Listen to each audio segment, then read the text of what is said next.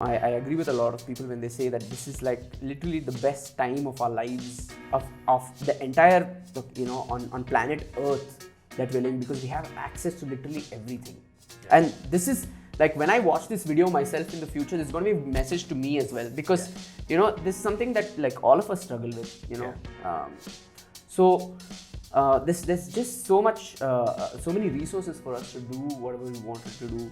Whether it's whether you want to fund your projects, whether you want to fund a film or make a film, whether you want to you want to have your own startup. There's so many avenues to express how you want to express whatever you want to express, right? Yeah. It's really just about going ahead and doing it, I guess. Like there's never enough research you can do. That was Akshay Gururaj. He is a freelancer in photography and videography who started off his career as a freelancer itself, moved on to become a digital hub manager, also is an original content creator, and has worked in various industries from the photography perspective in industries like fintech, F&B, and travel. We talk about a lot of things in this episode. We primarily talk about societal pressure and its effects.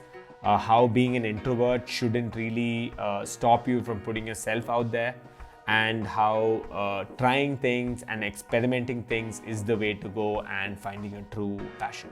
We also talk about dosa, Bangalore, and what is the easiest way to become a Kannada TV actor, because guess what, the guy's done that too.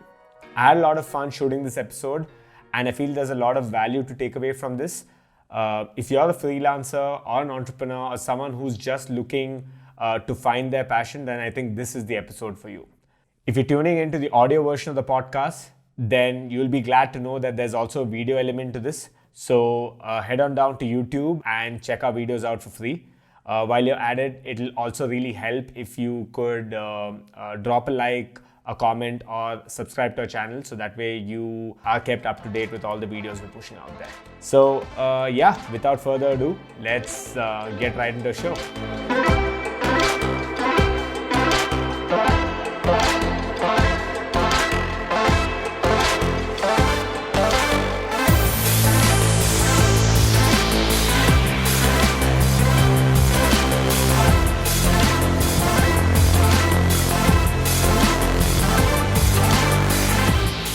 The whole freelancing thing is something I feel people haven't, usually people don't go through. It's a journey, it's a very different sort of journey, and it's a very conscious sort of decision, right? So I think with the fact that you have basically jumped right into freelancing right from the get-go. I mean, I just jumped into it because there was like, I didn't want to do anything else. Okay. Like, I came back from the UK, and then I wanted, like, literally, I just wanted somebody to give me money so I could travel the world. Okay, yeah. That's your siphoning. Yeah, and I was like, okay, well, how is anybody going to give me any money to travel? Of course, now, the whole idea of Instagram influencers and traveling and all of that, I think has sort of become that. Yeah. I mean, even though I'm not into that zone, but and then I just like literally figured it out, and a friend of mine was shooting weddings, and I didn't want to shoot weddings for the first part, because I was just like, I don't know if it is for me. Yeah. But then actually what happened was on the 31st of December.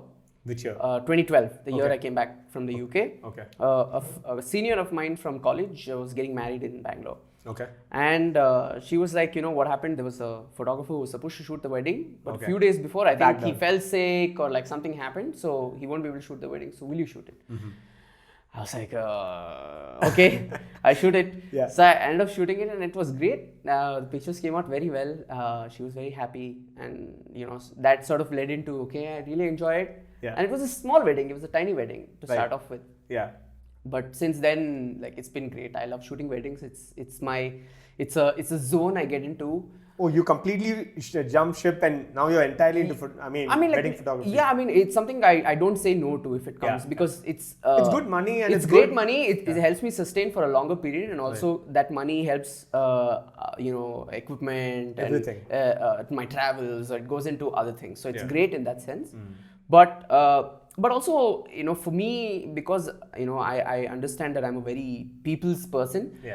Shooting weddings comes like fairly easily to me. I mean, even though it's not an easy job, it's like it's technically, if you're doing 2 days worth of shoot, then it's like almost 16 to 18 hours. You're just like shooting constantly, and at the end your back is gone, and you just want to on 2 days in your bed. But apart from that, during season it's a great time to be in the whole zone, because you get to meet a lot of people, and food's great, and I really enjoy it, because it's just like also it's just an excuse for a family to get together, right? So it's like having a third person's perspective while being literally there the whole time. And knowing you, I mean, your sort of personality, right? You're not the kind of photographer to just stand there and just click a few photos. No. It's hard for me to become very inconspicuous at a wedding, because I'm always there. Right. So I might as well make most use of it and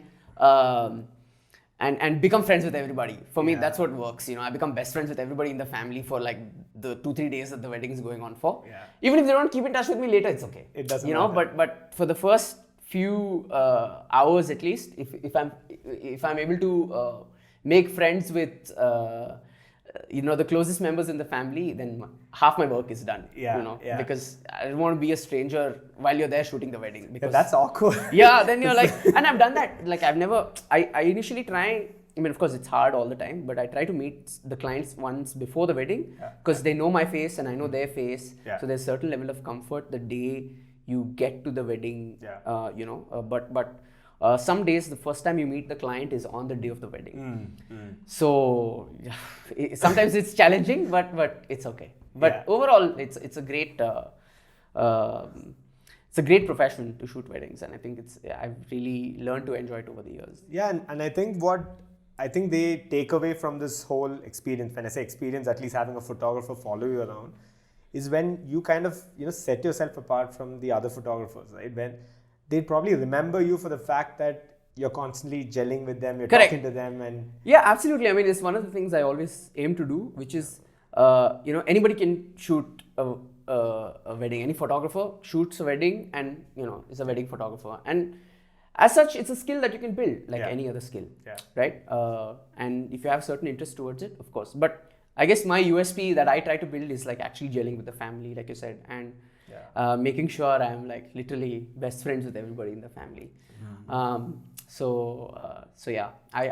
that's definitely one thing I enjoy, apart from just taking pictures of people who are getting married. So you did major in media sciences. Correct. Right? Media studies. So I'm studying in Christ, and I did a triple major, like how we do in the state, which is I was doing literature, psychology, and communication. But I really didn't want to take psychology as a subject, because I didn't enjoy it so much. Although the subject as such is very fascinating, but the way it was taught was not very appealing to me. But why did you pick that in the first place? How did you even get down to these triple majors?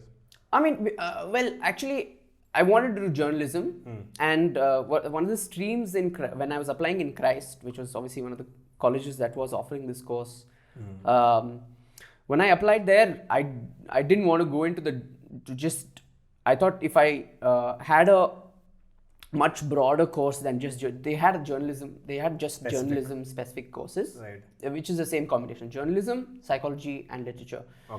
But I wanted to have a little broader sort of experience of the entire, whatever I can get in the media industry, whatever experience I could get, whatever information I could get in the media industry, whatever sectors are there and stuff.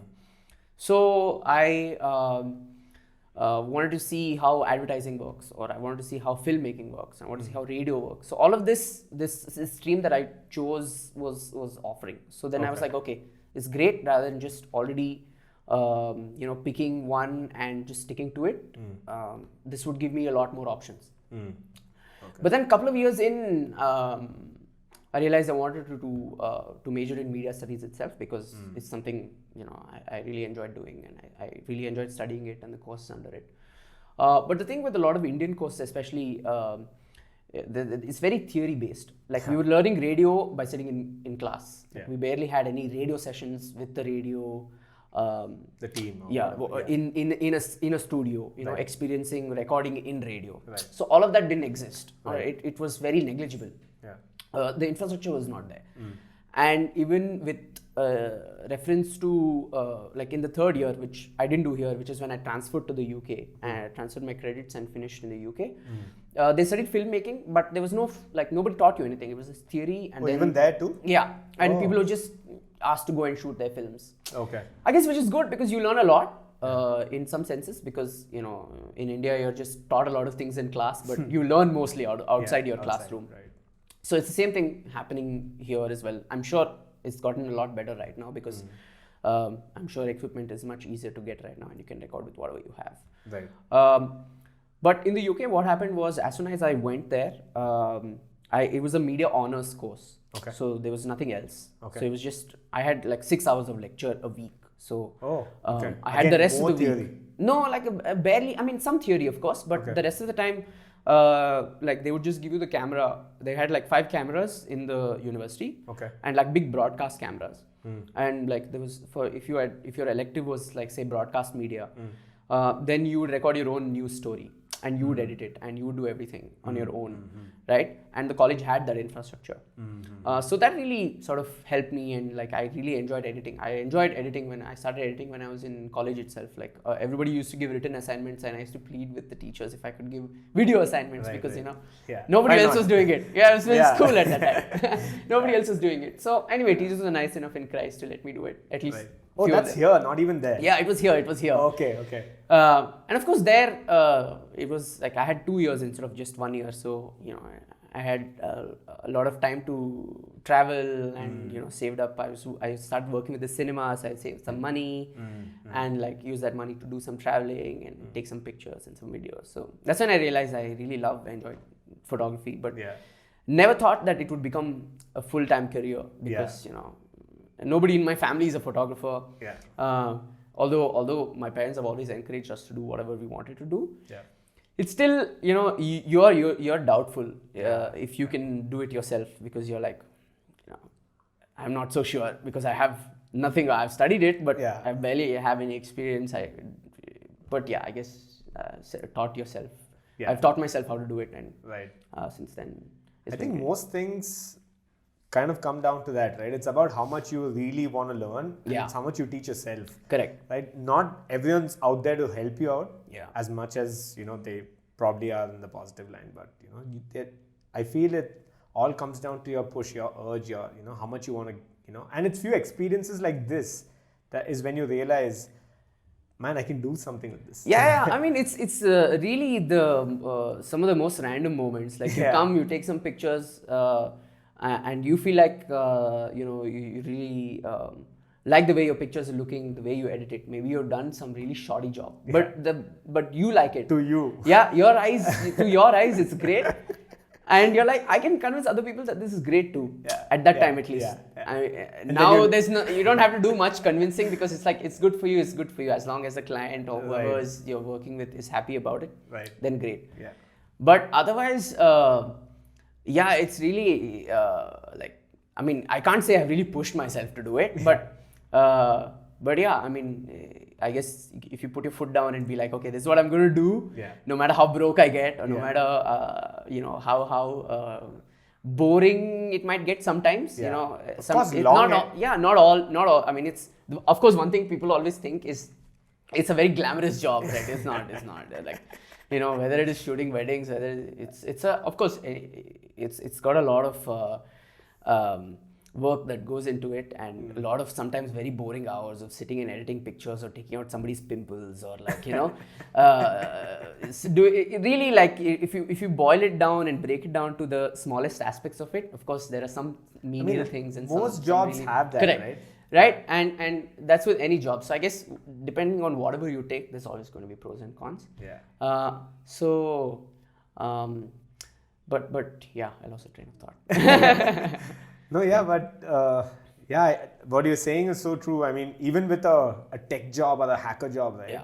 There's like a notion that you're just sitting there and you're like coding away, Correct. and you're killing it, and only these guys, the IT guys, actually know. And I've been there and I've seen, sitting there and I'm like, what is actually happening? What am I doing here? Absolutely. Yeah, Absolutely. it's all perception. Yeah. Right. And another thing I want to talk Only you about, know what you're doing. exactly. Yeah. And another thing I want to talk about is what you just said, right? If it's okay to you, if it's okay to your, if your clients accept it, that's it. That's all that matters. That's all that right? matters. At this point, it's all that matters. Correct. It basically brings in new projects. Yeah. It at least gives you an opportunity to showcase, whatever skill set that you have. Correct. And as long as you're happy, nothing like it. No one else can make you feel that way. Correct. Yeah, exactly. And I think it takes a while to get there also. Yeah, of because course, in the beginning, you're always constantly looking for validation. I'm not like you're not looking for validation now. Yeah, You know, I'm 30 and I'm always looking for validation yeah. at this point because I guess like there's no escaping from self-doubt. There's no escaping from fear. All of these things are obviously it's nature to us. It's second nature to us, and we feel all of these things. But I guess the job also requires you to fight all of these feelings and to put your foot down and be like, hey, okay, this is actually what I want to do. And like fear and self-doubt and seeking validation, seeking attention, all of it is part of the job. Yeah. And I'll take it and like just Go go with along it. with Yeah, it, yeah, you know? yeah. So I guess once you make peace with it, then I guess you start looking at the positives more than the negatives. Yeah. And yeah. Yeah, like I think long editing sessions are just basically that long editing sessions, clients who are not happy with your pictures. I've had so many times where I've shot full weddings and, the pressure of shooting wedding itself is very high because you don't want to mess up somebody's special day. You don't want to miss certain parts. Yeah. And I've shot almost, I don't know the number, but it's definitely somewhere between 80 and 100 weddings so far in like 8 years. Yeah? Yeah. All in Bangalore? No, like all around South India mostly. Okay. Yeah. Okay. Yeah. Nice, man. Yeah. So in that sense, it's been it's taken me to a lot of different places for sure. But it's great. Yeah, dude. And this is all part of your freelancing itself, right? Yeah. This is all entirely under that umbrella. Yes. Nice. And this is usually word of mouth that works for you? Is it, or have you also marketed this to some extent? I've actually never marketed. Okay. And it's something that I've been thinking about doing now. Because why so? I feel like after a certain point, I actually never uploaded my work anywhere. Oh, okay. A portfolio of sorts. A portfolio of sorts. Like it was always, I never had a website. Okay. I did on Facebook for a while, but I was very inconsistent. And my Instagram only has travel photos, Okay. So it's something that I'm considering and looking at now to actually build a proper professional portfolio, because this is the second time I'm giving a proper full-time freelancing as a profession, as I'm giving myself a chance. I mean, what a year to give yourself a chance. Yeah. But but in that sense, when I think about the first few years when I started off, it was all through just people's references. Like I shoot someone's wedding, and if you're happy with the pictures, you tell somebody else. Yeah. So then that and also would happy give me with the leads. person as well. Right? Correct. Yeah. Actually, that has like you say, it's given me a lot more. Like there's suppose I've shot one wedding in a family. The pictures have been nice, but if I have been very nice to the family, then if there's another wedding in the family, then they would call me again. So I think these are like clients that are definitely a lot more desirable for anybody who's freelancing, because if you have somebody who's going to constantly give you business, then that's good for you, and if they're happy with the product, it's good for them also. Yeah. So it's like happy with the products and the service, whatever you're doing, whether you're a photographer or whether you're a baker, right? Yeah. It's the same thing. All of them, yeah. If you have a birthday today and if your cake is bad, you want to order it again from the same baker, right? But a good experience will always, you'll reinforce the same ideas and whatever. Yeah, that makes sense.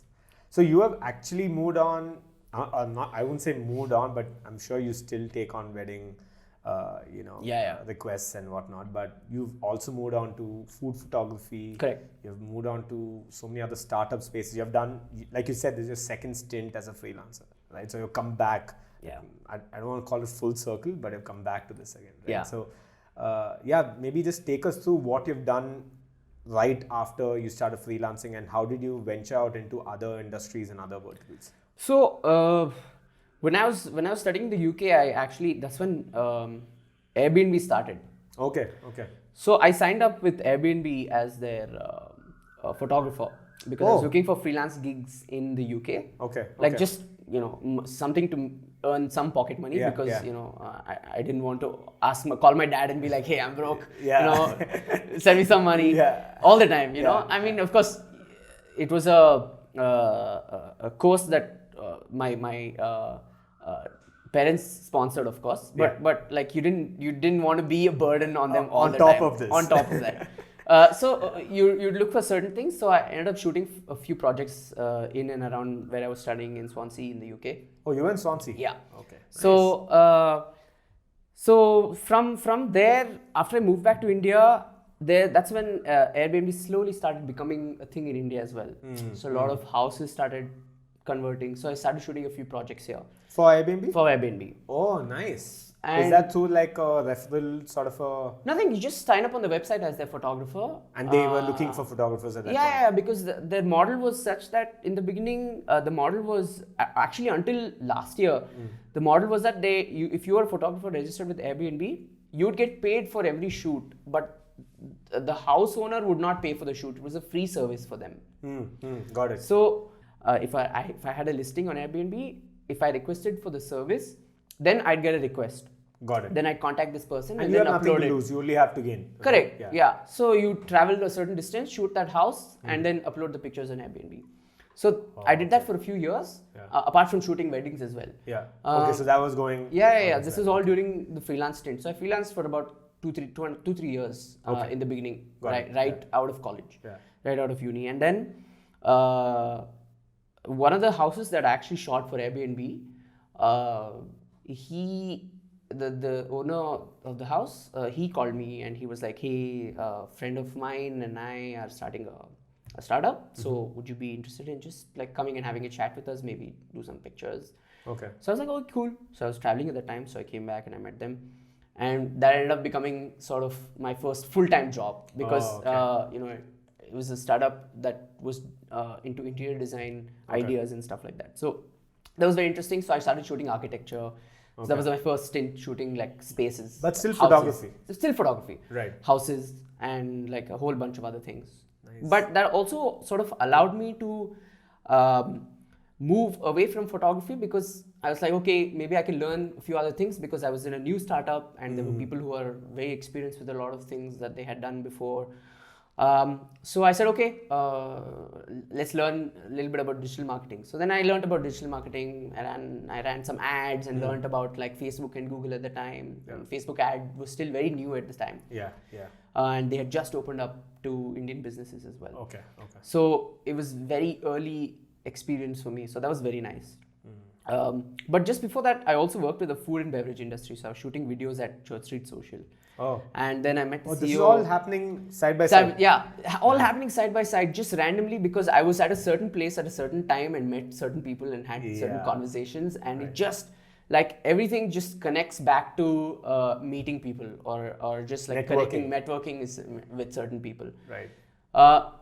So that I was there for 6 months where I was a culture manager of Church Street Social, where I was doing social media for them and I was doing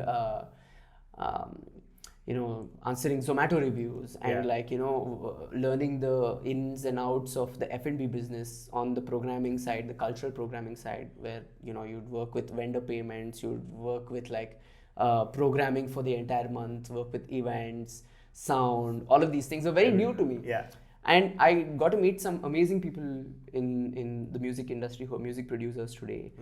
So that's amazing. Like, so that's sort of opened my eyes up to electronic music, which I enjoy as a personal preference today. It's what I consume today. So like all of these things have definitely shaped certain things in my career. So from that, I moved to full-fledged food photography and food videos, where I did work with a food brand in Bangalore, and I was making videos not just about food but around food. What I did, I co-created this show called Food Trivia.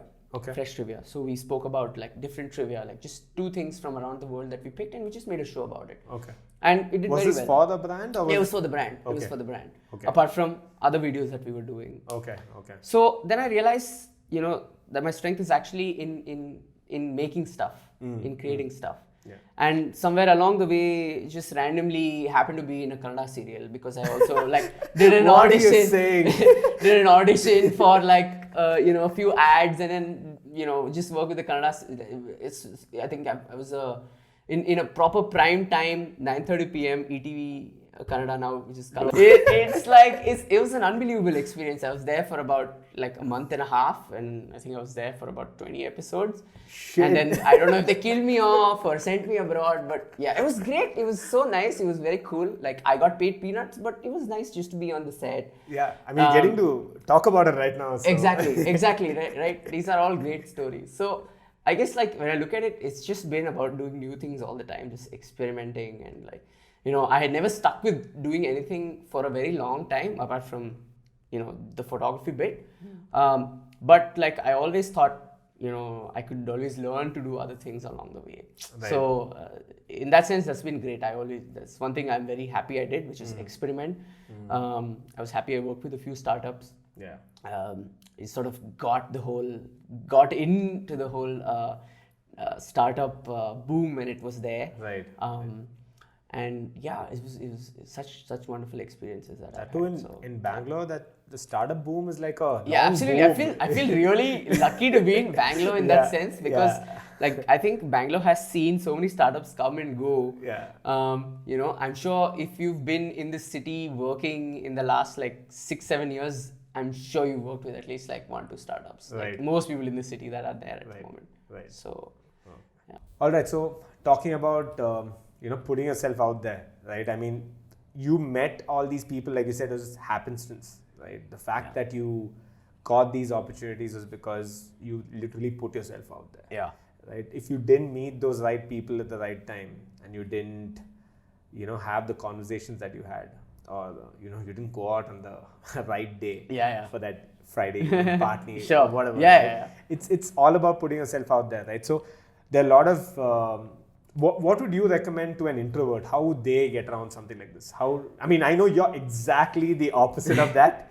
And like you said, you take away so much from you kind of are like your mom. Yeah. Where, you just like mingling with people, you like talking to people. Absolutely. Right? So what would you recommend us, give some sort of advice to folks who have the sort of potential or the skills but don't really know how to, put themselves out there? I think today it's not necessary that you need to come face to face in contact with anybody, right? You shouldn't. Yeah, well, in today's times, maybe not. It's good to like maintain a little distance. But even otherwise, like, I guess there are so many avenues to make your work, show your work. I follow a lot of art and general comedy stuff on Instagram where I don't even know who the creator is. Right? But just by putting your work out there, it means a lot. Yeah. It says a lot about your style, your voice, the kind of content that you're creating in general. Right. And I guess whether you're an introvert or extrovert, I think the main thing is to play to your strengths. Like, I can do it because I'm a people's person, right? Which is why for me, I need to figure out how to convert leads or something like that by not being face to face, maybe by voice, on phone calls, right, or through emails, through text. So I guess there are so many avenues for you to communicate if you have to get your point across or get your lead converted, or you want to get that project finished, or you want to cold call somebody for a job or anything in that sense. Especially in today's day and age. Especially in today's age. Yeah. But like I always say, if you never try, you never know, right? Yeah. So like, you just what do you lose? Exactly. Yeah. So you just go ahead and give it a shot, which is something that I always have done. Right. like I'll probably continue to do that. Right. Yeah. Now, funnily, when we're looking for guests for the show, right, I just had to Google couple of top YouTubers or top content creators in Bangalore or top freelancers, and the names are just so just so scarce. You Yeah. barely have names out there. It could be that maybe the epicenter is in Mumbai, and there's a lot of things happening there, and Sure. and who knows, maybe I've not done enough research as well. But then again, right, with the fact that Bangalore is the startup hub of India, right, you see a lot on that front, but there are still folks who are still, who are quite shy or quite scared to put themselves out there. Like, I can tell you honestly, I'm freaking out doing this shit. I'm Right. not even gonna lie. Yeah. Right? There's so much that goes into it. I mean, Sure. I think I've spoken to you itself about a lot of things in Yeah. terms of build up to this episode. Sure. And I'm also planning to start a YouTube channel to kind of go hand in hand with this. I mean, not just podcast episodes, but also do something on the lines of productivity and self growth, personal growth, and whatnot. Sure. Right? So it's very, very tough for you to do that, especially when you don't see other people doing it. Yeah. Right? It's a very, like you said, I can see the other person there. Like I saw some of my maybe classmates do it, or someone else who got an internship, and I decided, I'm just going to go for it. Yeah. Right. But you need that sort of push or the urge. Right. So it's a very funny imbalance that we have. Right. I mean, we see a lot on one side, but on the other side, people are just like, I mean, I think there are lots of content creators Yeah. in Bangalore. Of course, yeah. But like you said, everything the epicenter has been in Mumbai for a long time, because Right. that's where the companies are. That's Right. where The money is. That's where the money is. Yeah. It's not like there's no money or talent or anything in Bangalore. I mean, I think it's high time we really put Bangalore, On the map. because I think the kind of talent and the resources in the pool generally that we have here today is incredible. Whether it's creators or just like people who are in the industry, doing something or the other, whether it's comedy, whether it's music, whether it's I don't know, like films. There's so much happening here at this point, not just with startups. But like I said, you need to make yourself heard. Like recently, I was watching this video where somebody was like that idea of if you want to be a filmmaker, right? That the idea of you write a script and then you go to Bombay or you go to some place and you show it and you hope that somebody will make it for you. That's done. It's finished. Yeah. It doesn't exist anymore. It's not right? And it's a learning for me also, because that's what you think you have to do. That's what natural progression looked like before. The template. Right? Yeah. But today it's just like you pick your phone and Shoot. and and like really that's how you learn. And for me as well, it's a learning process, because you're like, no, I got to do it nicer. Yeah. Or I don't know enough about this. Yeah. You're always trying to give yourself excuses to not do it. Yeah. And to say, okay, I'm in Bangalore. Yeah. It's not like I don't, because I'm not in Mumbai. I'm not able to do it. I just eat my masala dosa and be happy. Correct, right? But that doesn't exist anymore. Yeah. So you got to go ahead and I guess you have to make it yourself, which is exactly what I'm also trying to do. Yeah. And it's definitely not easy. Like you said, it takes a lot of courage to have cameras around and to have set up these mics and be like, have a conversation. Yeah. For a regular conversation, who gives a over shit? tea and coffee or a beer, nobody cares. Yeah. It's very easy to do that. Yeah. But to actually do it and put yourself out there, it just takes a lot of courage. But like we're probably going to be really shit until you get to a certain point, Right. or start who somewhere. knows? Yeah. Nobody knows. Yeah. But exactly, you just got to start somewhere. Right. Yeah. I know a lot of my school classmates, college folks as well, who are just so talented in some things. Yeah. Even you know that. Always. Everyone knows that, Yeah. right? Yeah. And then just not doing anything on those lines. It Yeah. could be peer pressure. It could be, some sort of inhibition. Who knows? I mean, right? I one of my favorite TED Talks is actually the one about education. I think it's by Sir Ken Robinson. Okay. If I get his name right, but you can, if I'm wrong, Akash will correct. No, whatever it is, we'll put it on the show notes. Yeah. Great. So anyway, I think it's Sir Ken Robinson's talk on education, where he says over the years we have drilled this idea of creativity down. It's like gone. It's like you throw it out by the time the kid. You see any kid right today. When they're like 3, 4, they're just doing random things. They're having the most random conversations, whether it is with themselves or like with like imaginary people. Yeah. And all of that is imagination. All of that is coming out of one head, right? Yeah. And if that kid is able to do it, obviously we are the same kid who grew up. We should be able to do it better. Exactly. If not better, At least do it, right? Yeah. But I think that sort of goes away after a while because you grow up and like it could be your interest has gone out or the society has drilled that out of you or multiple reasons.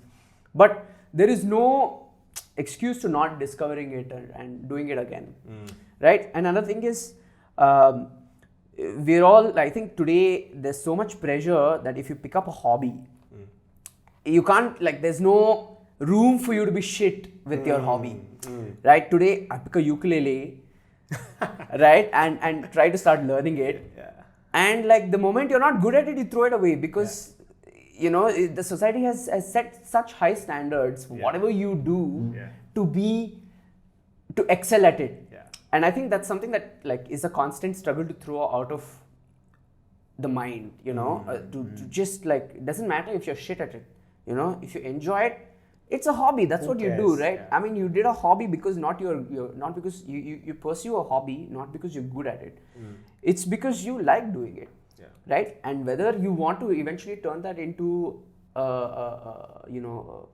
something that is going to be sustainable for you financially or not, there's no pressure to do that. Yeah. I mean, right? no one knows, right? Yeah, and exactly. So, like, if you're shit at it, be shit at it. It's okay. Yeah. Like, nobody cares. The only person who's worried about this whole thing is you. Correct. So right, and there's such high standards for that. So I think like there's definitely a movement to rediscover some of these things, and I think like you know I agree with a lot of people when they say that this is like literally the best time of our lives of the entire on planet Earth that we're living, because we have access to literally everything, and this is. Like when I watch this video myself in the future, there's going to be a message to me as well, because this is something that like all of us struggle with, there's just so many resources for us to do whatever we wanted to do, whether it's whether you want to fund your projects, whether you want to fund a film or make a film, whether you want to have your own startup. There's so many avenues to express how you want to express whatever you want to express, right? Yeah. So yeah, it's really just about going ahead and doing it, I guess. Like there's never enough research you can do. There's never enough excuse that you can give never yourself. get it to 100%. Correct. Right. And you don't even have to be at 100%. Right. If you're in a startup, if you're able to solve like 2 problems, you have a startup. That's it. You're solving a genuine problem, right? Yeah. Or if you want to be a photographer, you have your phone or like you have a basic camera, and that's where you start. Most of these phones have better cameras. Dude, I shoot on my phone all the time. The last few holidays that I took, I didn't even take my camera along. It was just in the bag because your phone's just so good. Yeah. Or you can I've literally shot something, edited it, and put it up. Yeah. Right, and that really, I think, it decentralizes the idea of creation in general. It's in everybody's hands today. I mean, look at TikTok for example. It's democratized content for everybody. Like somebody who lives in the middle of nowhere, who has a phone and who has access to the app and internet. Done. He's able to create a music video, and he or she has so many followers, and they're able to get a massive clout because of this.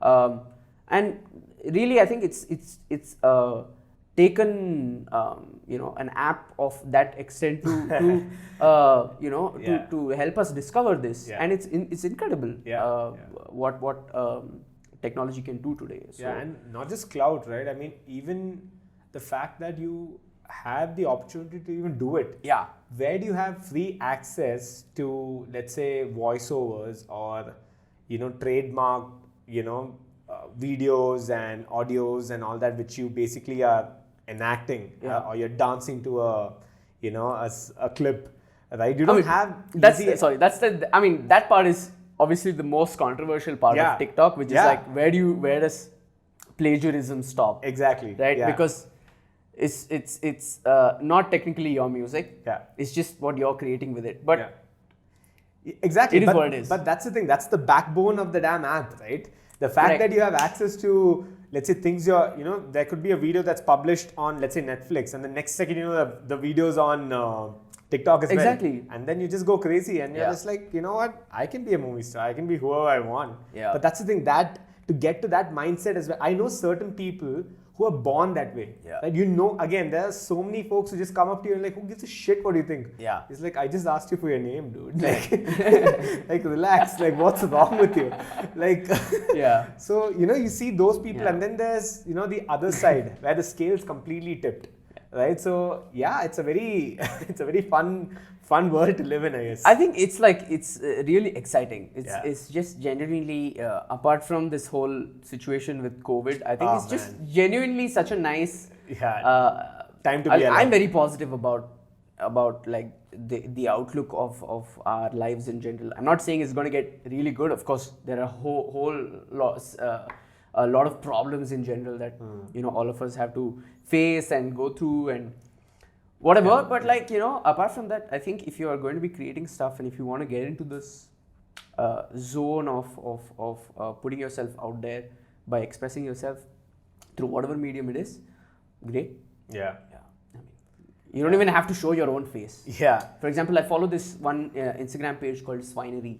Mm-hmm. It's absolutely hilarious. I think it's this girl who is Pakistani, but I don't know if she lives in Pakistan. But like she creates content that is,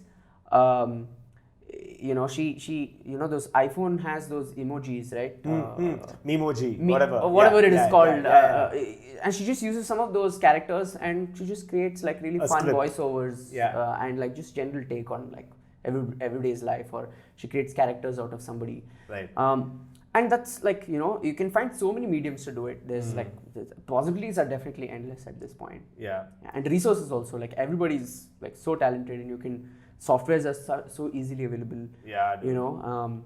So I guess like if you really want to do it, then you should. Yeah. Dude, even with just the podcast, right? Yeah. I think I pretty much am venting with not just you, with everyone about so many limitations and because I've never really got my hands dirty with photography and videography to to this extent at least. This is just too much of a setup, right? I've invested a lot of time, money, all of that's great, but there's still this notion like, unless I have this amazing video camera, not even a DSLR. Yeah, it's always camera. That unless I have this, or unless I have that, or just fucking do it. It's something that like I tell myself also, right? You're like, once I have a better laptop, then I can do things. Or once I have a better camera, then I can do things. Yeah. But then you see this other person who's just working off a very basic desktop and you're like, damn, that person's killing it. I should reconsider. Yesterday I watched this incredible video of a bunch of, I think they're in Nigeria. Okay. These boys and girls that have recreated the trailer to Extraction, which is a Netflix film. The one that's shot in India, Bangladesh. And they recreated that with like, their phone, whatever they shot on the phone, and they just use like, random credits they write on a cardboard sheet, and then like, it's incredible what they do, and you're like, man, that's all you really need. And it went viral. Everybody from everywhere, the director and a whole bunch of people shared it. Yeah. So like you really never know where it's going to get you unless you actually put something up. Yeah. So with this as well, right? To give the viewers as well and the listeners some backstory or insight. There's so many limitations that come with a DSLR camera, right? Yeah. And no one knows that because more often than not, people use it for photography, but with videography, there's like a limit of 20-30 minutes. So there's so many challenges there. There's battery issues. So here, my house is now like a battery hub. It's like we're just talking Charging to everywhere. Oh God, we're man. talking to everyone, and we're like, dude, so do you have a camera? Like, no, I'm not going to give you the camera. I don't need the camera. I just need the battery. So it's like such, I don't know, such a weird sort of conversation. But there are a lot of people who are willing to help out. Yeah. But you just have to get started. Correct. So with that challenge as well, right? The previous episode we shot, we were like, okay, we don't have enough batteries, so it doesn't make sense to put up 3 cameras and shoot this, the way we have it in mind. We have cameras, but the funny thing, can't get around to them. Like, screw it, let's just shoot it on the iPhone. Yeah. Let's just put the phone up there and just shoot it. I mean, Yeah. that's just how it's going to go. And then we'll edit it, we'll try and make it look as seamless as possible. And then over time, we'll talk about it like we are right now. And then that's it. Yeah. Yeah. I mean, I think eventually it's all going to become one. I think Yeah. like your phone, Everything your just camera, and it's become all going to you. become, and you become. I mean, I think like the end of everything is going to be like The Black all Mirror humans sort become of like a- cyborgs, Shit. which like a whole bunch of my friends believe it, and Yeah. I think like this generation that's like being born in this year, they don't know an analog world, Right. Yeah. So What's that cordless phone? Do you know that cordless phone? The fuck are you talking about? The tape recorder. Oh, I the mean, tape just- recorder. yeah, dude. floppies, Walkman. yeah. Dude, if you just start thinking about that, right, it's a different conversation Yeah, altogether. yeah. Shit, but then there's still people who choose to shoot the analog way, Yeah. still choose to record the I mean, analog way. imagine because- like today has film photography has become it's become I don't know, like a niche market. Yeah. Because like there's barely any people today who repair film cameras or develop films, for example, or yeah. where even you can buy multiple films. Yeah. For that example, like I bought a film camera. I picked it up a couple of years ago. I haven't used it as much, Okay. but I really have to Google search and figure out where I can develop it because I don't have a darkroom in my house. Yeah. Right? So like it's become a niche. There are certain people who use certain chemicals to sort of process it a certain way, and it's Little become a better, whole right? Yeah. niche on its own. Like people do workshops on it today. I mean, it's unimaginable compared to like what it was years ago, where everybody was shooting on film, and you would just walk into like a photo flash and be like, "Sir, can you Photo please flash, like GK Whale. GK Whale?" All of these guys, all they did was just like develop films, and it just doesn't exist today. So. Shit, man. Yeah. Changed a lot. Yeah, it's crazy. I mean, I remember where, instances where they talk about passport photos. Yeah. They're like, do you have a passport photo? I'm like, no, I need to run down to the studio and get it. Now I like just shoot the damn thing Yeah. and send it on soft copy. And That's it. Yeah. Shit, I remember it progressed. This is too funny, dude. It progressed in a way that I remember during college, I went down to take a photo. And that guy's like, we don't need to take a photo of you, just get us the other passport photo. We take a photo of the photo. Oh my god. Yeah. Yeah, you've seen that, right? Yeah, GK Whale actually sent me a soft copy of one of my passport photos. And I literally just sent that when these bunch of passport photos are over to develop it. And like, I'm always looking like 22, Yeah, so what the fuck? yeah. You're such a weird... I'm just scared one day, when I'm crossing like, I don't know, like a place where somebody requires, some place requires my ID and they'll be like, this is not you. This is definitely not you. I have definitely been stopped before And then because you're I cyborg look and- very different with short hair and absolutely no facial hair. Dude, you have changed. I've seen you over the years how you've changed. So yeah. you can imagine somebody who's never looked at me and like they see a photo of me from ages ago and they'll be like, no sir, sorry, this is not you. Shit. Oh man. Yeah. This is crazy stuff, dude. Yeah. One thing I want to talk about is how you've moved into so many industries, right? You have moved from, like you said, shooting houses to shooting food to now I think you have a show of your own talking about food, but not specifically food, but stories around food. Yeah. Like, we'll get into that a little Yeah. later. But what does it take to, go from all of these industries? At the end of the day, the spine or the backbone is still photography. Yeah. But there is some element of storytelling to this, right? There is a way you need to kind of, this whole message has to flow through film, or in this case, digital or whatever it is, right? How did you kind of keep up with that? What have you done to ensure? Because I'm sure there are a lot of people who are quite confused, not really sure how to go into it. And like you said, it's better to have, like you triple majored in something, right? It's best to go in with a few doors open rather than just, putting all your eggs in one basket. Right? I mean, even if you're putting your eggs in one basket, I mean, it's okay. I think like all of these things that I did were just trial and error. Like also the fact that I just never said no to like a lot of these things. Yeah. And I just went for it. I didn't look at like anything else. I didn't look at like if I decided that 15 days of my month were going in shooting a serial that was paying me peanuts. Yeah. There's no. There's no. I can't sustain it for a very long time. But if it's just like for a month, for the experience of it, I'll do it. Why not? It could open up other doors. Correct. Yeah. Exactly. Right. And it's the same thing with like whether it was the food startup, whether it was a fintech startup, whether it was just me doing my own thing. Even in terms of freelancing, shooting various kinds of things. Like I never shot products for a very long time because I never enjoyed it. Okay. I can't do catalog shoots because I don't like it. I don't do fashion shoots because I just I don't get it. I don't get it. Yeah. And also with like wildlife is something that requires a whole different skill, whole different set of equipments, all of these things. Yeah.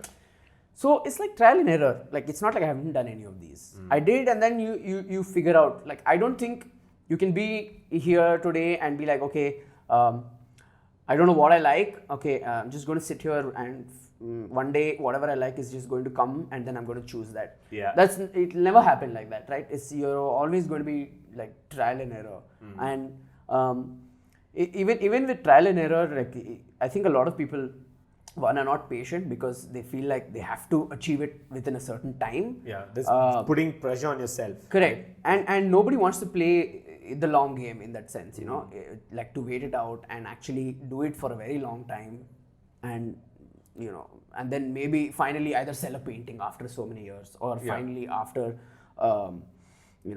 after a while you're able to make a film after like working for 15 years in the industry. And that's how not the norm, but that's just how things work, right? Yeah, and you just keep experimenting. And today I think there's like so much undue pressure to become somebody within like by the time you're 25. You got to figure out everything. Like, and now with all these different clubs, right? Yeah. There's like under 30 or whatever, right? There's just so 30 many things. under 30, 40 under 40. Yeah, what the it's great. It's great. It's good if you're looking for some motivation, but I don't think it's like it's setting very unrealistic expectations on yourself. Yeah, because it's your journey, right? You got to be extremely driven in that sense. I'm not saying if you discover what you like to do at the age of 55, it's not like you're driven at all, right? It's just that not everybody has the same journey. Right. It's because XYZ has become 30 under 30, now is 40 under 40, he's a millionaire and he can retire for the rest of his life. But he won't.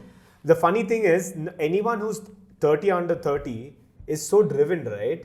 So there's no way it's just the narrative. It's a narrative that is spread today, correct, right?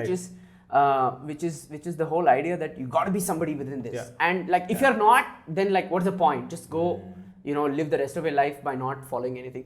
And I think it's a very wrong way to look at things. When I look through, I'm 30 today, and if I look through the things that I did in my 20s, all of it is trial and error. Like I've literally, if you look at it from a career perspective, like I've gone to few interviews and with like big companies. And they say I've barely had any work experience, right?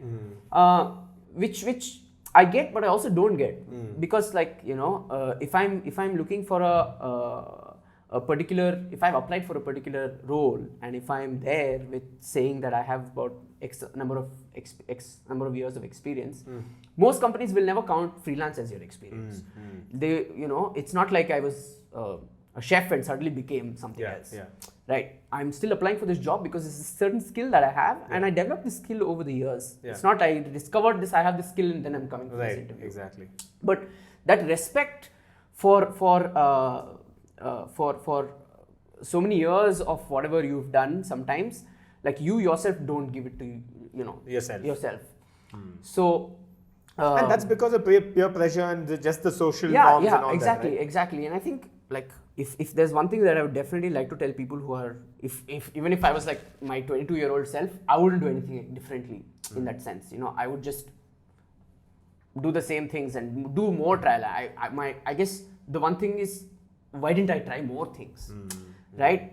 And because unless you try, like you're just never going to find out like what you really want to do.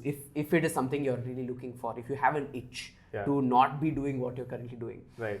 Not saying that if you really love what you're doing as a, if it's a 9-to-5 job that you really love doing, great. Like, if you're happy with it, if this is the life that you always want to live, great, wonderful. Yeah. But if there's an itch for you to do something else apart from the 9-to-5 job, then you should totally do it. Yeah. Yeah.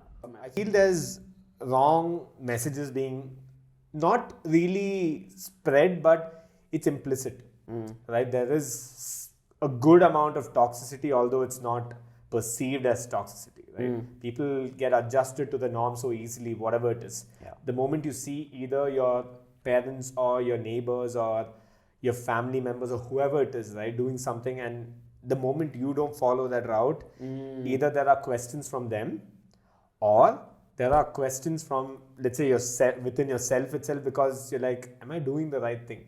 I mean, who's here to, question me? Like, for instance, you're freelancing. Yeah. There's no company here to follow you around. There's no boss here. You're basically a boss of yourself, right? Yeah. But then how many people really trust themselves with it, and how many people would trust you trusting yourself with it? Yeah. Right? So I feel that as well is usually another big juncture when you hit that 21, 22, 23, whatever it is, that initial 20s, right? Or even there are people who want to do things without even going down the whole college route. I'm in no position to recommend that or say what works, what's not. It's all you. But it's a very, I don't know, a scary place to be if you know the true reality, because people who have picked one route are sticking to, till the end, no matter what it is. It's just a matter of let me just work here for 3 years, jump the next job, move on to whatever else is there, and there's more moolah, there's more, whatever it is. You just climb the ladder. That's it. Yeah, exactly. Yeah. But then you don't realize that there's so many other ladders too. Yeah. Right? And although it might mean you taking a hit with pay or social status or whatever it is. Yeah, of course. I think like we get. I mean, this is talking from my experience as well, because I've also gone through this. Like the moment you start earning money for the first time, you start like buying all the things that you ever wanted in your life, right? And then you got to live up to that, or you got to live up to a certain lifestyle. Yeah. And like to fund that particular lifestyle, you do certain things. You benchmark your lifestyle. And we've all done that. We've all done that. And it's a part of, I don't know, it's just maybe part of growing up, and it's something all of us do. Most of us, at least people I know, we've all done it. Yeah. But I guess like if it's not really affecting you, and if you're able to live a happy life, then great. Nobody's judging you. But if you really want to live a life where you want to be like frugal and live a life maybe that pays you less but is more satisfying, then like you should definitely choose it. Like there's no right. And again, it's never going to happen where you choose one thing and you're going to be incredibly successful with that. Yeah. Could happen. Could happen. Yeah.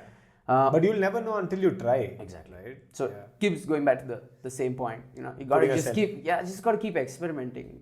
I'm like, who knows? I've barely ever cooked in my life for the last how many ever years. But the lockdown has gotten you to a little bit, a little bit here and there. I wouldn't say a lot. Right. My mom's she's a great cook, so yeah. I think life's too short to eat like shit food. That's why I keep like making excuses at home. Yeah. But suppose cooking is something that I really really enjoyed doing, or I decided that one day I got an oven in the house, and baking is something I absolutely love to do. Yeah. Who knows? You can start your own baking company, and it could be just a hobby stuff. Initially, and and like that's the thing, right? I mean, you just gotta pick something and try something. Like this lockdown, this is exactly what I did, and this entire time I've just been telling myself to try new things. So this lockdown, I tried pottery for the first time, and I absolutely loved it. At home? No, like I went to a proper studio and I did a beginner's course. Oh, yeah, okay. and I have zero experience. I have like nothing I've never dealt with clay in my life. I used to be really shit at craft Dude, all I don't my think life. anyone's dealt with clay as such, I mean, but like, I don't know, Yeah. if you've ever had any experience like building stuff, doing stuff when you were younger. Yeah. I used to be the least of the. I used to love destroying stuff. Never built anything in my life, Right. I've broken toys. I've like, but I even as a kid, I used to never be that. I know lots of kids around. They love removing things and putting them back together. Right. I used to be never one of those. If I see something that could be destroyed, destroyed. It's easy to Right? destroy it. Yeah. So like this lockdown in that sense has been very good for me to experiment new things. So that's what I did. I just did a beginner's course in pottery. It's great. I can't wait for this to be over so that I can go do an intermediate course. Oh, okay. Because I Nice. enjoyed it so much, and I didn't care if I was good at it, not good at it. Maybe I'll get good at it eventually. Yeah. Who knows? Yeah. But Yeah. I don't care. And this That's not- doesn't necessarily mean that you have to make a career out of it, right? Yeah, I mean, who knows? Yeah. Who knows? Exactly. Yeah. Exactly. It's really just giving yourself a chance to do random things. Like I just downloaded software, trying to like GarageBand. There's another software called Ableton where you make music. Yeah. Yeah. Just downloaded the software. It's a 90-day free trial. Yeah. Just put some beats together and see what you can make. Yeah. Right? It's just like how willing are you to experiment, to do stuff. Right? It's not like everybody has the time. I have too much time on my hands, which is why I'm able to do it. But like when you have the time, you make time for yourself. You make time. Yeah, you make time Yeah. for yourself. I guess, you never really have time. Yeah. Right? Yeah. So yeah, when you make time for yourself, you just try and do things that you think can be interesting. Yeah. Just find things that are randomly interesting. Like go sign up to a random dance class. Yeah. Even if you've never danced before. Right.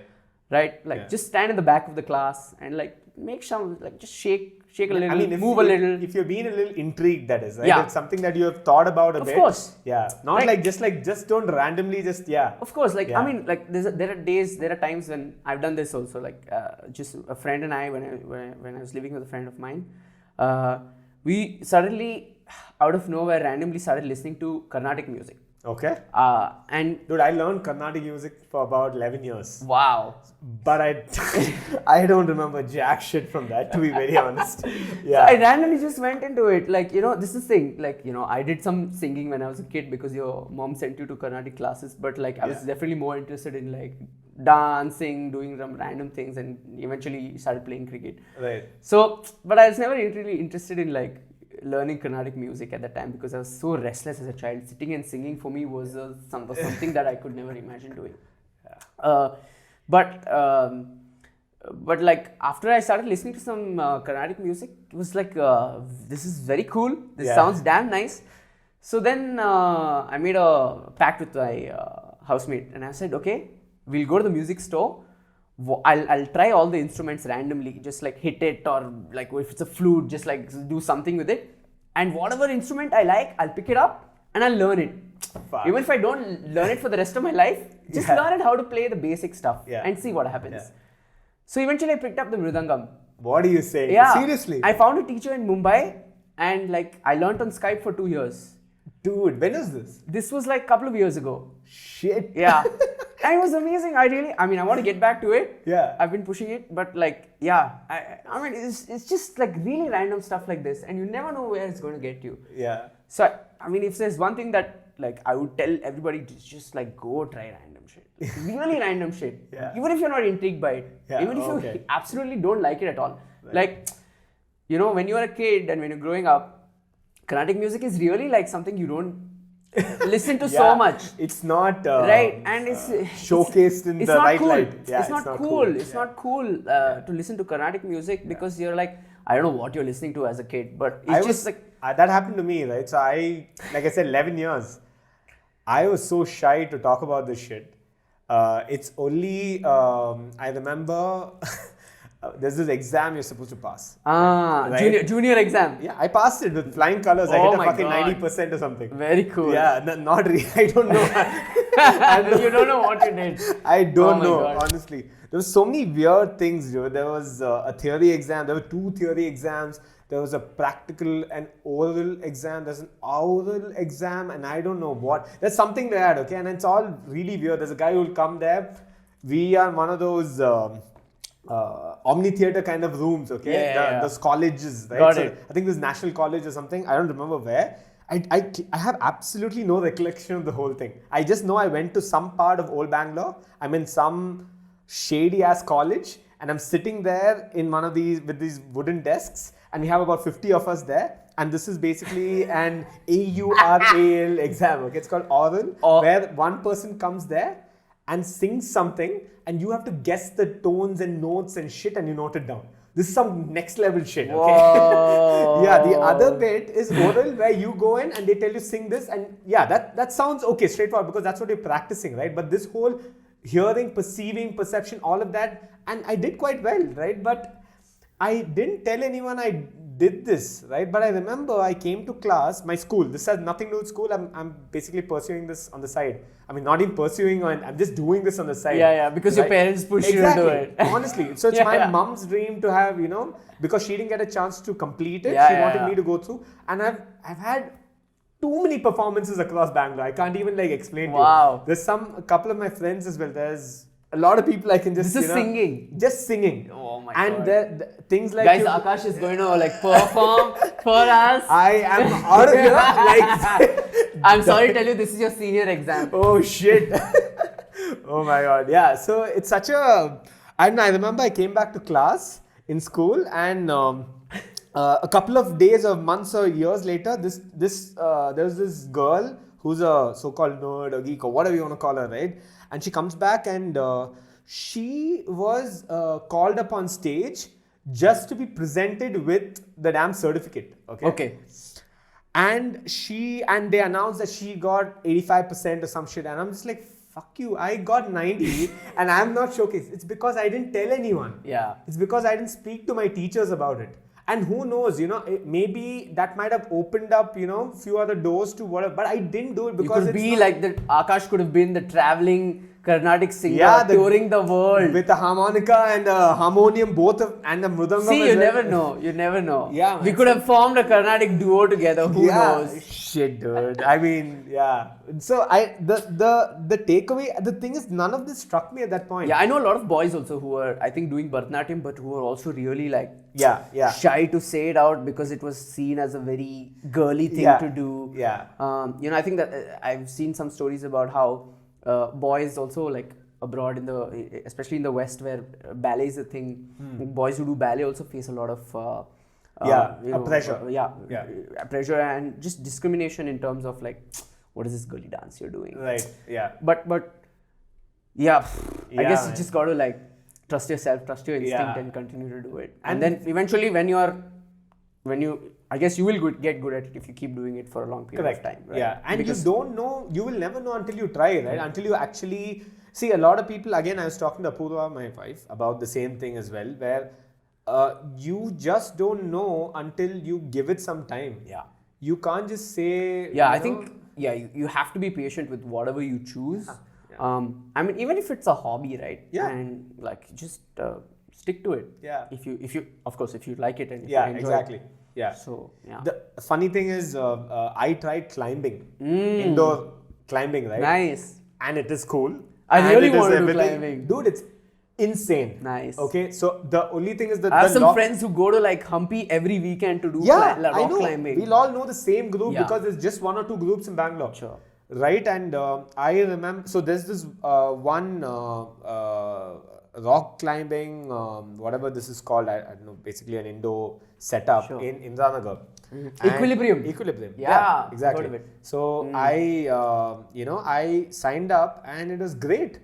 It's freaking difficult. It's insane. I remember coming back with bruises all over my palms. And Apurva and my mother-in-law would be like, dude, why are you doing this? Yeah. But I'd be like, it feels insane. And I used to try and convince her, you need to come with me. You just you try it. But it's not her thing. So I get it. But at the same time, I'm like, I never knew this was my thing either. Yeah. And I'd signed up for I think a 3 or 6 or something, 6-month thing, right? I was like, I'm just going to do it. Because I met a couple of people who I spoke to in the last year. And then just suddenly struck me, what am I supposed to do now? So I play a lot of football, but I was injured. right? So how do I gain my core strength back, and how can I keep myself active? So this is one thing that kind of stood out. Nice. I decided I'm going to sign up for it. I'm going to do it. Nice. The whole pandemic and lockdown, and the fact that I got injured quite badly with this whole thing, because this thing takes it out of you, dude. Yeah. Your core to your, your joint strength, and oh my god, it's difficult. Yeah. It seems like, It's the same, like this, again, during this lockdown, I mean, during the time that it was one of the unlocks. Whatever that one is. of the unlocks. My friend decided that, she used to go, she went skating to the skate park somewhere near Jakur. Okay. She went skating till there. No, I said it's a skate park. Yeah, so she's gone there to skate skate in the park. Okay. And she told me about it. Then I was like, yeah, I never skated in my life. Yeah. And because I'm also a little tall and thin, it's my center of gravity is really, really shit in general. And because I'm always just moving, I can never stay in one place. I was like, this is going to be really shit, but I'll come. Yeah. So I did it. I went twice. I fell. I bruised myself, but it was so much fun. It was great. Yeah. So. Yeah, dude. Yeah, dude. There's just so much we can talk about experimenting and whatnot. Yeah, and I think after a while, it's very unfortunate that you stop trying after a certain point because of whatever we spoke about, right? Whether you just don't give yourself the chance to do it, or whether pressure or whatever. Yeah, whether your career takes over your life, or just living life takes over living everything life. else. Yeah, I guess. You just got to give yourself a chance. Yeah. So what about maybe, let's say on the same lines, right? Life-altering experiences that have kind of pushed you to do this. And I think I think we were talking about this earlier as well, and you were talking about the fact that it's not just one thing. It's just a cumulative bunch of things, right? And I feel it's those kind of events that might push you to do this, because if you don't feel some sort of gratification, you don't see any sort of returns. It just doesn't make any sense to you, and that's probably where you kind of, Let go. You kind of let go. So I guess when it comes to a career, it depends on what kind of goals you have. Whether if suppose for example, when I took up shooting weddings, I never thought that I would be shooting it for a very long time. So when I shot the first wedding, that was a life-altering experience for me, because I was like, okay, I can do this. There's especially a when you confidence. came in with a different perception Correct. altogether. Correct. So I just didn't see it as something I could do, or something I would enjoy. But over the years, I cannot tell you how I absolutely love it, and genuinely I miss it doing right now. So it's a cumulative experiences. Like I said, it's you could take this as an example, or working with Church Seed Social as their culture manager and meeting a whole bunch of people, and then the whole Airbnb leading into the startup, and even the startup not working and me having to suddenly the startup shut down, and I moved down before that, but that whole experience of suddenly you being put in a different, a very precarious position where you're like, okay, do I look for another job, or do I figure out what to do? All of these things have been life-altering experiences in some senses, but I guess it really depends on what you want to do. If you have the opportunity to pick and choose between what experiments you want to do throughout your life, then you should. You totally should, because these experiments will actually become your life-altering experiences, because you never know what you're going to take from it. I started earning money, and then I was like, okay, eventually I said, okay, I'm going to save. And then I saved up for my first ever solo trip, which was I went to Bali in 2015 for a couple of weeks. And then when I was in Bali, everybody was like, hey, why where are you going next? Then I was like, going back home. What do you mean? They're like, oh, okay. Then I realized that these guys, mostly Westerners, I barely met any Indians who are doing this. They're like, yeah, we're just traveling for 6 months, 8 months, 1 year. Because they have opportunities to work in different countries, something called working holiday visas, where if you're from the UK, you can go to Australia, I mean, if you're from a whole bunch of countries that come under this agreement that countries have made with each other, you get to go to these countries and you get to like work and be on holiday, and you get 1 year or whatever, which I don't know if it's extendable, not extendable, and like you use that money to travel wherever. Live your life. Yeah, in the UK there's something called gap year, which is like after school, before college, before uni. Can you imagine trying to implement that here? That's crazy, right? I mean, we are so focused on like a career. It's like set like such rigid like societal goals that there are, that we don't give ourselves a lot of wiggle room for like doing things. So then I was like, okay, I'm going to save up and then I'm going to travel until my money runs out. So I saved up a certain amount of money, and then in 2017 I just left, and I came back after 4 months, and it was like insane. It was like, was the itinerary kind of planned out? Nothing. What are you saying? Nothing was planned. I mean, like in terms of, I thought I would go to, I mean, Southeast Asia was the plan. Right. I thought I'd spend like a month in each country or something, whatever But nothing visa was allowed set. me. Nothing was set. The only thing set was the day when I arrived, the hostel that I would stay at. Literally, that was the only thing set. I went with, I think, 11 kilos of baggage. Wow. Yeah. And that's it. But how did you do that? I mean, isn't there like a checklist from the visa perspective? So that's the thing, you got to work around it. So like, you get for Thailand, you get visa on arrival for like 14 days, for example. Yeah. But if you apply before, you can apply for a 2-month visa. Got it. Which is still a travel visa. Yeah. And it's not a visa on arrival, so you got to apply it before. Yeah. Here, like how you apply for other countries. Yeah. So in that sense, you get it. But do you not need to show all these? I mean, you just need to show like the exit that you're going to leave the country. So I just booked a random flight, which was a very cheap flight from Thailand to Cambodia, which was I think 1,200 to 1,500 rupees. Right. And I was okay to lose that money because I was like, if it's going to get me the visa, that's fine. It doesn't matter in the long run. Yeah. So yeah, I just saved up and I left. And I think for me, that was extremely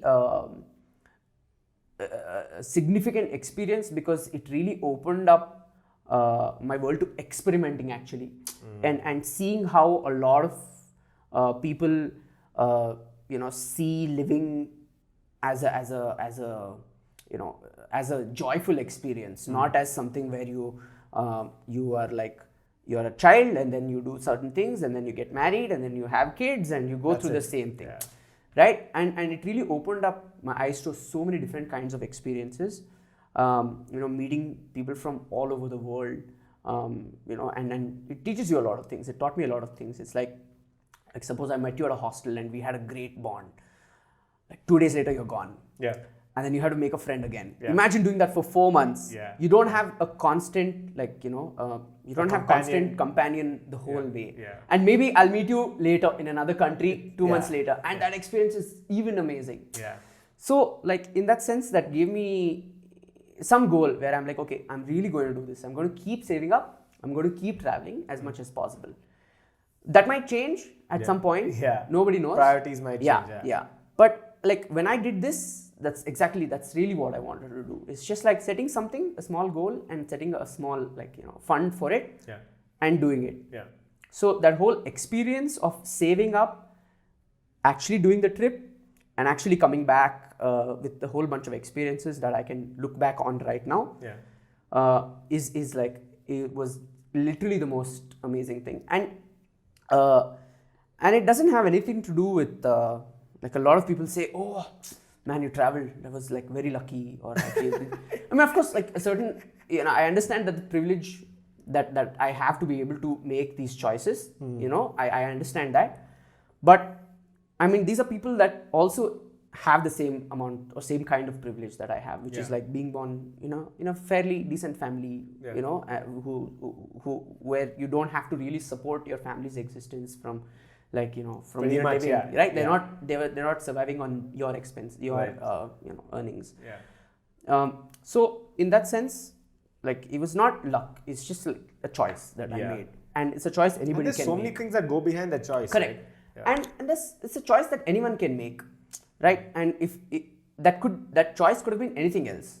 I could have saved that whatever money I saved for that travel to to start my own startup. It could be anything. If I had an idea, if I wanted to do something. Yeah. Those first few steps are still the same as what Yeah, you're saying. it's exactly the same. How you approach something, right? How the way in which you go about it is different from person to person. But the idea that like you have and you want to see that idea to fruition, then the steps are somewhat similar, which is like Got it. you plan for it and then you figure it out and then you try it and you just dive deep into it. Right. Yeah, and in that sense, that was, I think, the most this thing, and it I think also my interactions with friends after about travel and just about generally living in a new place or going and meeting different people really opened up, and it really opened my perspective to a lot of things in that sense. But you were already that sort of person, man, to some extent. Now you're just like you're like just like breaking open that door and like breaking down those walls. Yeah, and I just want to continue to do that. And like, exactly, and I will do more experimenting at this point because I have that experience and I'm going to take that and do a lot more and use this to do a lot more things. That doesn't necessarily mean just like I keep traveling all the time, which would be wonderful. Yeah. But like also doing other things and keep a balance going. And picking up other passions or professions or like just random side projects. Yeah. For example. And this is you decided to travel when you were freelancing itself? This is when I was actually working. Is it? Yeah. So how did you get that option to travel? I for 4 actually I quit this startup that I was working with. Shut down about 6-7 months before I started traveling because I would have used all of this money which I was saving up to travel. Got it. So suddenly I was in this position where I was like, okay, what's going to happen? So then I again consulted with another startup, then and took up some freelance assignments here and there, and somehow I was like, it's not the goal that I wanted to. Would have liked to travel for a little longer or saved up a little more money. Yeah. But it's fine. I wasn't complaining. Yeah, of course. Nice, man. Yeah. I mean, you seem to have done it pretty much all, right? You've gone from freelancing to being a Kannada actor to, I don't know, so many things, man. And then now you're, come back to freelancing again and you're still open to experimenting. So that's great. So what are you doing right now? What are you focusing on right now? Maybe. So I have a few things that I'm currently working on. I run a content channel with a friend of mine on well, you can say YouTube, but we're also on other platforms. Okay. So we just like what happened was we were discussing a lot of ideas for a very long time, but we never did anything about it. Yeah. And eventually we were getting tired of discussing ideas because we had like 100 ideas. Everyone has ideas. Exactly. Yeah. Everybody has ideas. And after a while, it really got to us. And like, what is this? Like, it's not some ideation perspective that somebody's going to take your idea and like, execute it for you. You have to do it on your own. Yeah. So we eventually like went out and started doing the most random shit. We started shooting videos of food. We realized that what Bangalore has is we have our iconic dosa places and iconic tindi places, right? Which is very, like all of us grew up with it. Yeah. If you've grown up in the city, you've grown up with some of these places that are absolutely iconic. And we're like, why don't we go to these places and just talk about the food? But both of us are not necessarily foodies.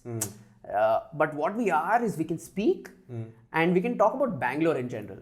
Dude, yeah. So we're like, okay, let's try this format. So we did one episode. I was like, okay, we went to one place, it was nice. Yeah. We did second, 3, we did like 7 episodes and that became a whole season. Okay.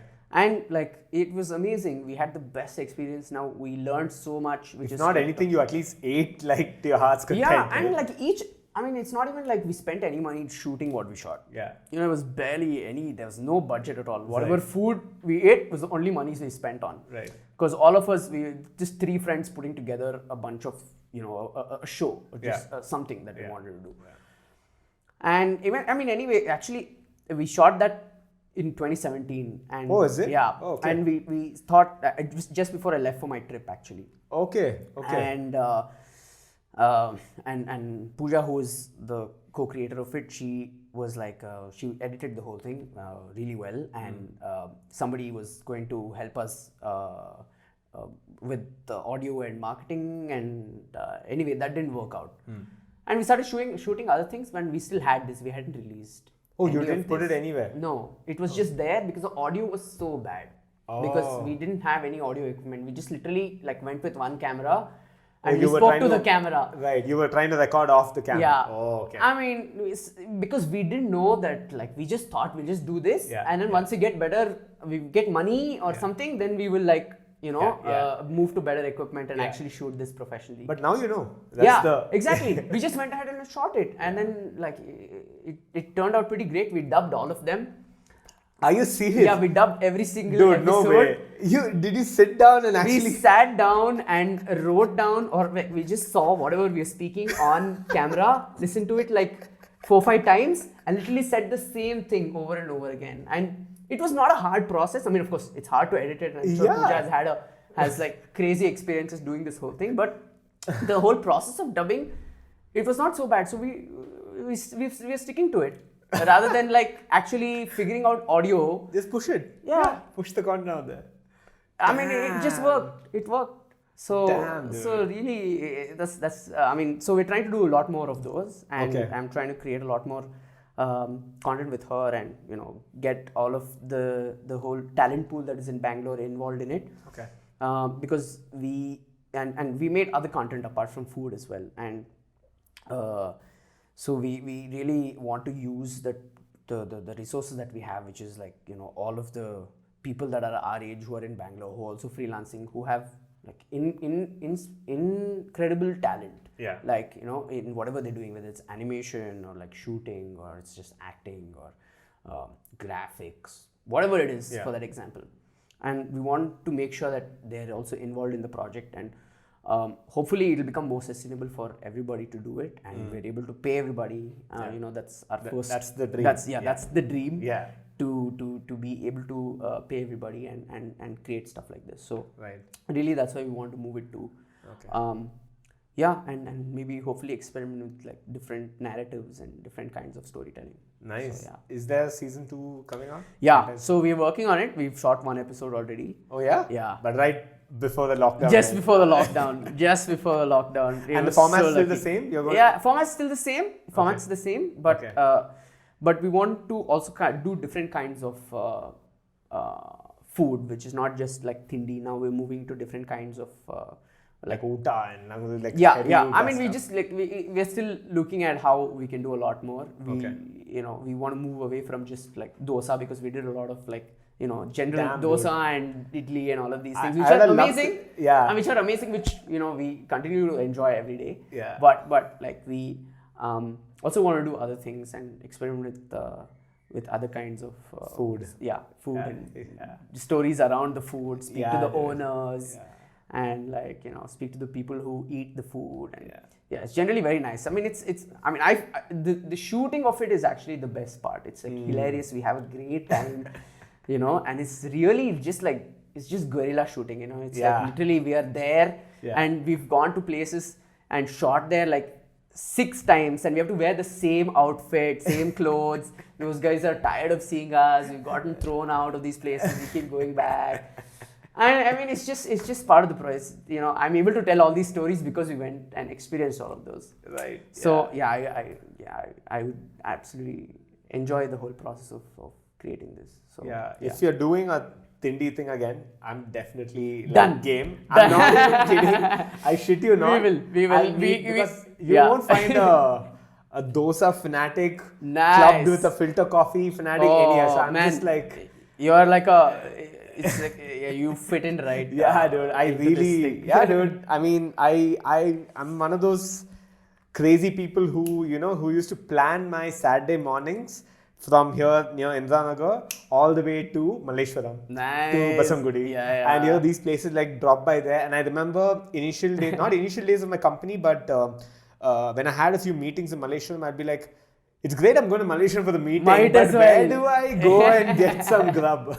See, might as well. There's so like exactly. You just plan. Yeah, of Yeah, course. it's And great. and there are a lot of people who have stayed in Bangalore, and there's the old and new Bangalore, right? So one of the reasons why we wanted to do this show also was because of this. Because the split, the divide. yeah, I think Bangalore has become very Kormangla, Indranagar, Whitefield centric. Yeah, yeah. Right, because that's where everything is today. Yeah, yeah. But like, there's so much happening outside of these areas in terms And it's a of the very culture different sort of and the Bangalore food. itself. Exactly. Yeah. So one of the reasons why we wanted to do this show was also to let other people know about these places, about the culture of these places, and hopefully they would go and experience Explore. what Yeah. we did. Yeah. Because there's so much, Yeah, man. there's a lot. No one know. I mean, most of my friends, and especially the corporate crowd, right? You ask them, so which are the best eateries you've been to, and they start picking out these, mainstream places in Indranagar and Brigade Road, and I'm like, that's great, but have you been to the actual places? Yeah. I mean, only places which have moved away from traditional, legendary, to like now a little bit of mainstream. Like for instance, Corner House was always traditional, legendary, but it's also moved a little bit into the mainstream thing. So people know this because they moved into these areas as well. Correct. But some places like these dosa places haven't moved. They're there. Yeah, they're still there. And they have the exact same way of serving the recipes of the same. There are people who go there every day. They've gone there for the last 20 years. Every day that guy, I remember my mom-in-law and I are basically partners in crime when it comes to dosa. Yeah. Right? So both of us went to Vidyarthi Bhavan, and there's a massive ass queue there. Always. Always. Yeah, we shot in the queue. Yeah. We shot the whole thing when there was like so much crowd. Yeah, dude. And it was like incredible to see. Yeah, it's crazy. And the yeah. setup hasn't changed. Yeah. The entire thing's the same. The portraits are the same. Everything's the same. That guy's serving you with like 25 dosas in his hand. Correct. And I remember we went and sat there, and there's this old couple that came and sat opposite us, right? And you have to obviously share the table with someone else. And these guys, that lady was like, I've been coming here the last 15 years. Yeah. But never have I seen the service being so shit, is what she said, okay? Wow. She said, because she's telling that guy he's not listening or something like that. A little later, the other guy is like, she says this every time. Oh my God. So we had such a fun time, my mom-in-law and me, and mom-in-law and I, and I was just like, damn, if I didn't come here and I didn't wait that 1 hour in queue, I would have never experienced the food. Food, fine, whatever, that's one aspect of it, but you get to meet people, the stories around that, right? Yeah, so I think like it's definitely, I mean, of course, I think it's not very hard to get good dosa in general. Yeah. It definitely, every place is self-sufficient with their own thindy places, but we really want to talk about some of the legendary places, not just about the food and the place, but also like just like when we went to Vidyarthi Bhavan, we spoke so much about Gandhi Bazaar and Baswangudi, what it stood for. That setup itself. Yeah, and how it was an epicenter for like all the cultural icons at the time. All the poets used to come there, all the writers, all the literary artists that were around Baswangudi at the time. Yeah. They all hung out at like that was their adda, that was their hangout spot. Yeah. So that's something that was really amazing to us. Like today we go there because it's iconic. Yeah. They went there because they just were there. Yeah, exactly. So so I wanted to capture that essence. Yeah, when you switch on TV now, there's this Malgudi Days thing playing, okay? I've been binging on Malgudi Days every single day. I absolutely love it. Yeah, so no one knows that that's based off of Baswangudi. Correct. That's like the the epicenter, like you said. No one knows. I was talking to my wife and Apurva, and I was like, dude, this is based off they wanted to shoot in Baswangudi actually, but Baswangudi already had it was already something else by then. So they shot in Agumbe. Yeah, Agumbe. So you can imagine like the caves, no, not the caves, but yeah. Yeah, but it's crazy. Yeah, dude. This has just been fun. It's just insane. By the way, what's the channel? What's the name of the... It's called Videos. The YouTube channel is called Videos with a W. Spell that WEEDIOS. No pun intended. I don't know. All puns intended. You'll know when you go to the channel. But the food videos are, we call ourselves Tindi Ninjas. Yeah, dude, that's epic. That is epic. And then you can find a whole season of it. Nice. And we'll look forward to obviously the season 2, and of course I'm going to look forward to being part of it as well. So 100%. We had one guest on season 1, and we want to do a lot more with inviting people on the show. So definitely, dude. Yeah, and so what's one last message that you'd want to, kind of put out there? One thing that if you had to kind of maybe, of course, experimentation, all that's great, but if there's one thing you want to just put out there in the world, what would that be? I don't know. I think like off late, I've just been discovering that when you get past that initial phase of self-doubt and fear, there's really so much. There's a whole world of opportunity and just joy, out there. If you want to try something, if you want to do something, and whether you're like shit at it, whether you're not, like it doesn't matter.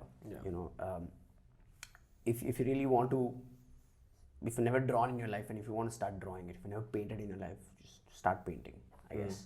I mean, I guess it's really, and I guess, like I said, there's so much pressure in society to exceed and to be a certain thing at a certain time. I feel it all the time, Everyone does. Yeah. And being a freelancer in that sense, it's not like you go to an office and have conversations about work with a lot of people.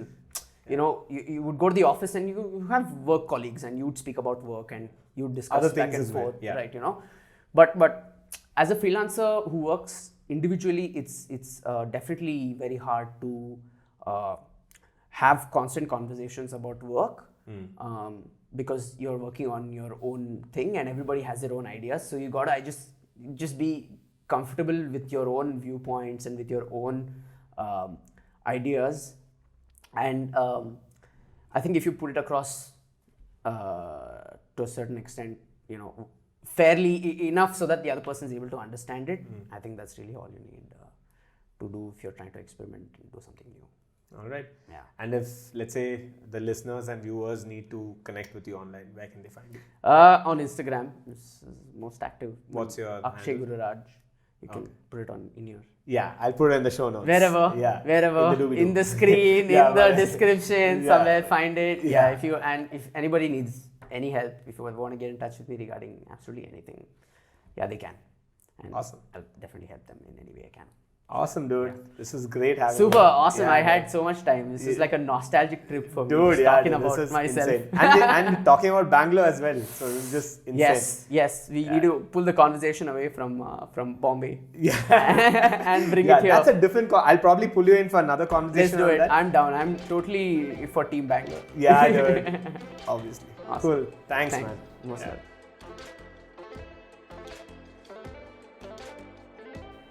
So that was the episode with our first guest. I hope you guys enjoyed it. I had a ball shooting this one. A lot of things I learned conversing with Akshay. And if there's anything that was of value to you or anything that kind of stood out in this conversation, I'd like you guys to drop a comment below.